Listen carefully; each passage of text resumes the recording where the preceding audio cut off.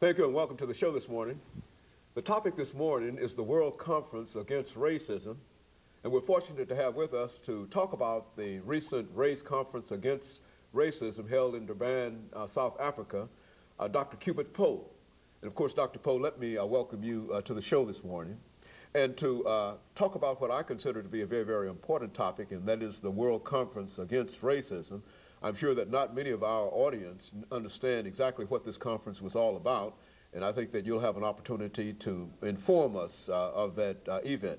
But before we get into that, Dr. Poe, let's talk about Dr. CPoe, and to give you an opportunity to talk about some of the things that were important in your life that eventually led you to where we are now.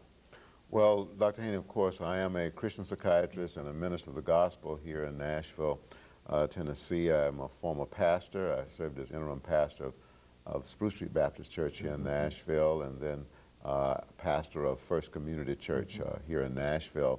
Over the last 8 months, I've been coordinating an effort involving numbers of persons, approximately 8 to 10 people, who are interested in forming an institute for the study of racism and health here in Nashville, Tennessee.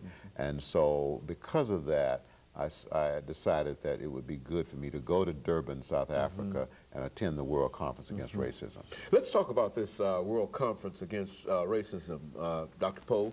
When you talk about the World Conference Against Racism, are you saying that all of the nations, the overwhelming majority of the nations of the world, came together to talk about this issue of racism?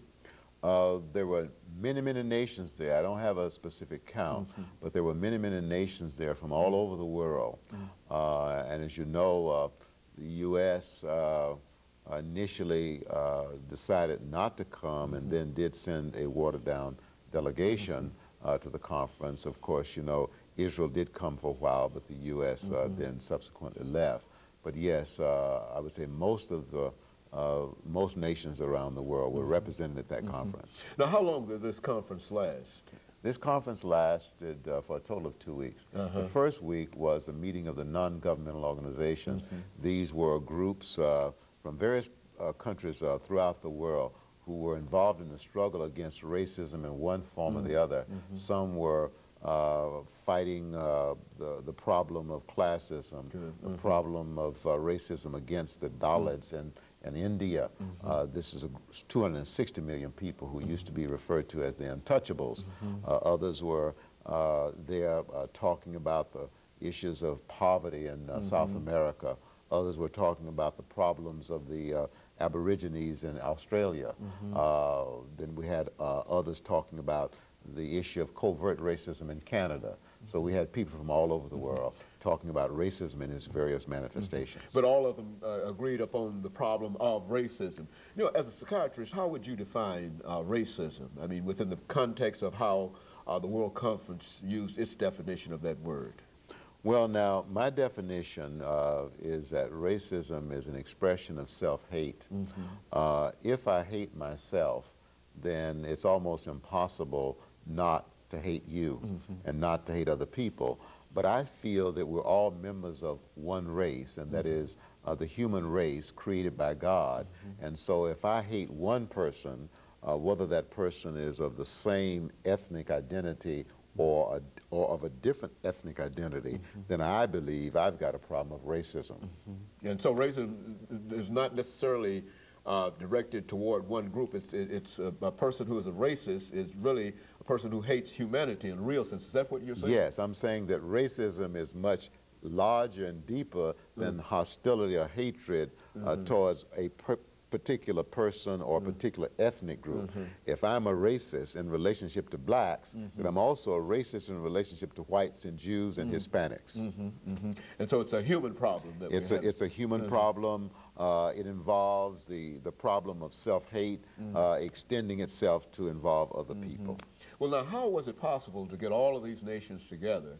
And I know that the results might not have been as encouraging as some folks wanted those results to be, but how did you get, how was it possible to get all these folks together on at least a common theme, a common agreement in reference to this? Well, my understanding, this was a second World Conference on Racism, but I think it was the first one that involved the non-governmental organizations. They invited non-governmental people in, rather than just the nations.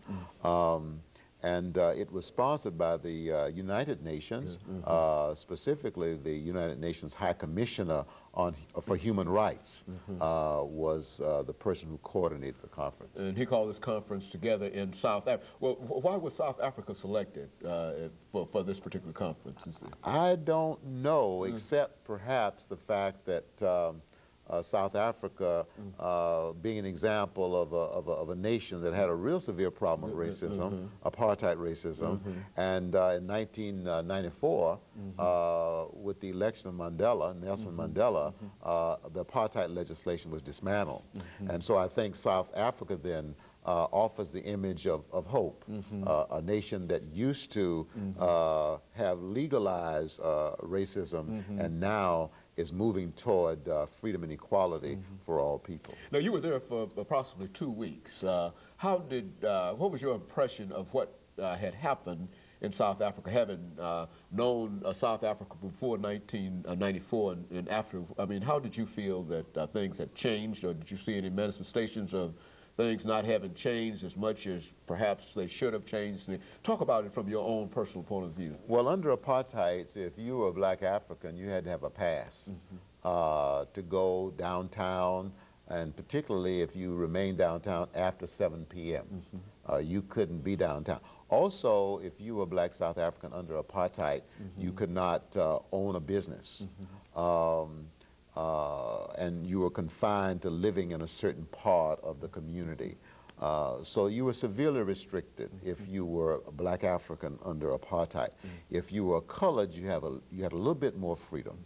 If you were Indian, East Indian, you had a little bit more freedom. You could at least enter a business, you could own a business. And of course, if you were South African white, then there were essentially no restrictions on you. But now, the difference is that blacks have ascended to some degree politically.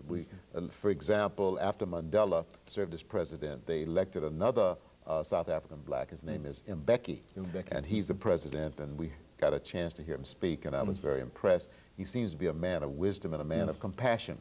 In addition, the mayor of Durban is a black man.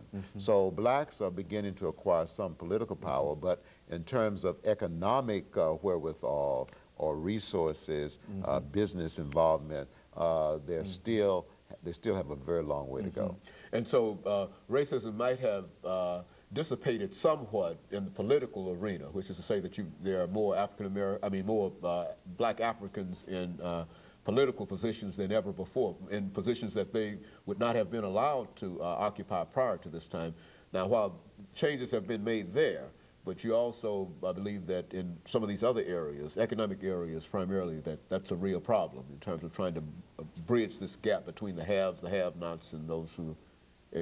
do you consider that to be a problem? Or what? Yes, I mean the economic differential is a carryover from apartheid racism. There are other carryovers too. That's a real source of problems for South Africa right now. One is the poverty.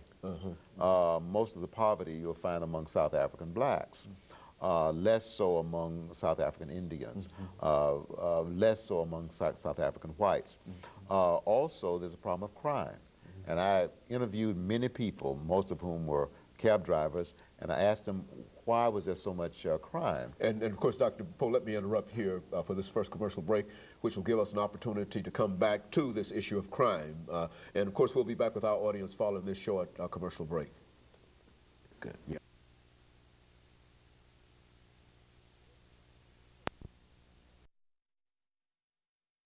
The guest is Dr. Poe.